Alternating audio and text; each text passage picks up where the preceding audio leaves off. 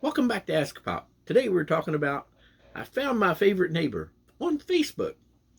I used to roll my eyes when old people would tell me back in my day. So, young people, get your ocular skates on because back in my day, I used to absolutely look forward to sitting down in front of our humongous console TV. It was 19 inches in our living room, and we tuned into Mr. Rogers.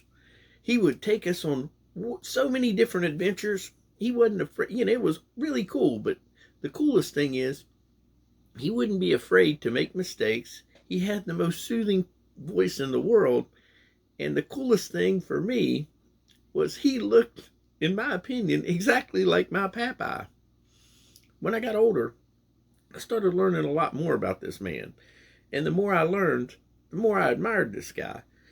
He spent because of what he stood for. He spent his entire adult life trying to stay at a weight of 143 pounds. No, he did not have an eating disorder. He had a heart condition. It was just full of love because 143 stood for the letters in I love you. Wow. This Presbyterian minister spent his entire life showing one little one after another what being a good neighbor was all about. Yeah, love your neighbor. So, yeah, Mr. Rogers, I do want to be your neighbor. And I have always wanted to live in a neighborhood just like you.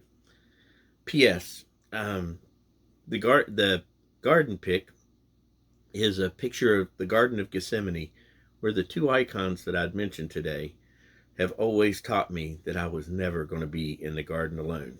And P.P.S.